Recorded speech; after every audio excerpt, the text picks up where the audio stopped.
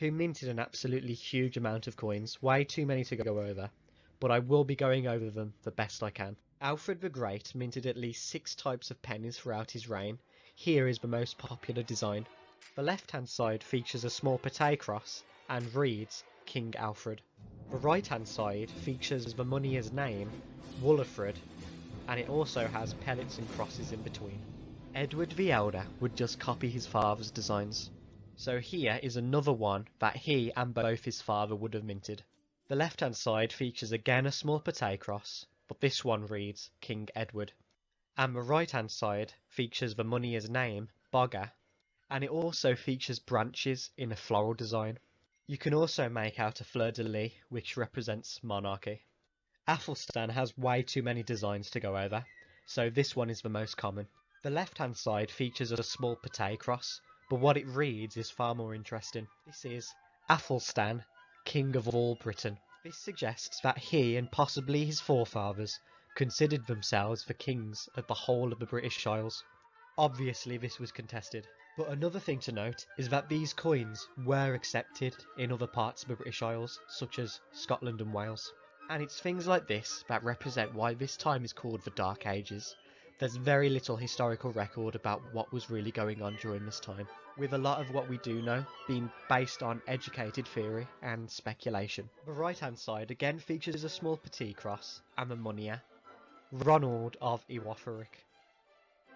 Edmund I, Edred, Edwig, Edgar, Edward, Ethelred, and Harold Harfoot didn't introduce any new designs. The next king to do so was King Harthknut, and this was his most common coin. The left hand side features Harknut, with the right hand side featuring a cross composed of 4 ovals on top of a ring. Harold II Godwinson also introduced a new coin. The left hand side features and reads King Harold, with the right hand side reading Pax, which translates to peace. William I, the Conqueror, or also known as the Bastard, also introduced a new coin. The left hand side features and reads William I, while the right hand side features a quadrilateral over a cross with pellets. Although William was from France, coinage didn't change too much, as the coinage in England and France were very similar anyway. The left hand side of King William II's coins also just read King William. The right hand side features 2 crosses, one being a saltire, and it also features the moneyer's name, Nireworth of Tamworth. King Henry I and King Stephen's coins didn't change too much. However, King Henry II started and perfected the iconic medieval penny look, which was imitated across Europe.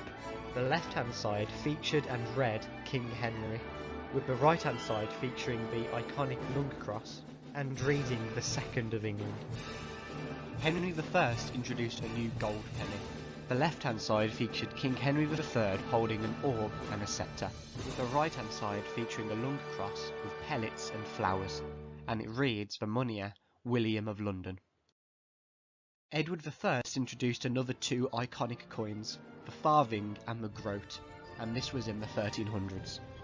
The left hand side of the groat features King Edward, with the right hand side of the groat featuring a lung cross and reading Civitas London.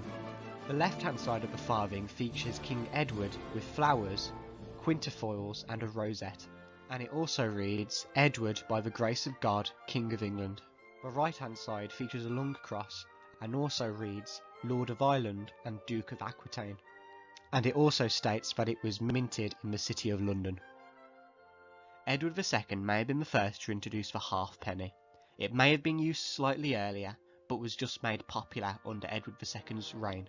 This ended the practice of cutting pennies into half and quarters.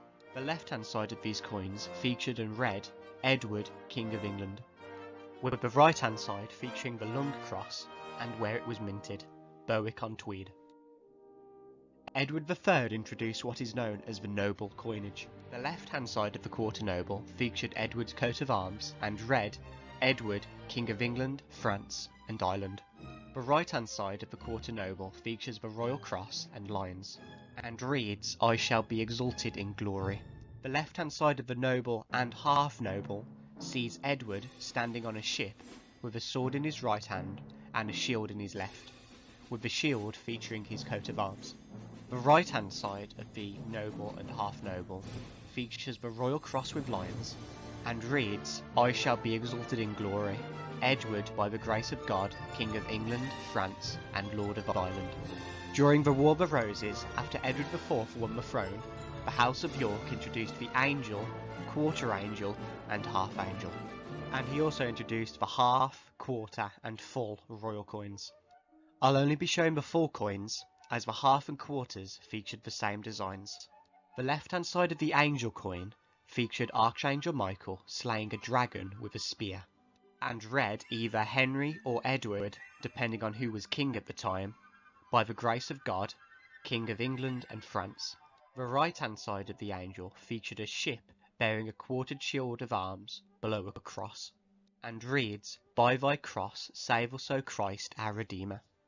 The left hand side of the royal coin displays King Edward IV on a ship, and reads, "Edward by the grace of God, King of England, France, Lord of Ireland," with the right hand side of the quarter coin featuring a sun, lions, crowns, and fleur-de-lis, and reads, "But when Jesus passing through their midst went on his way."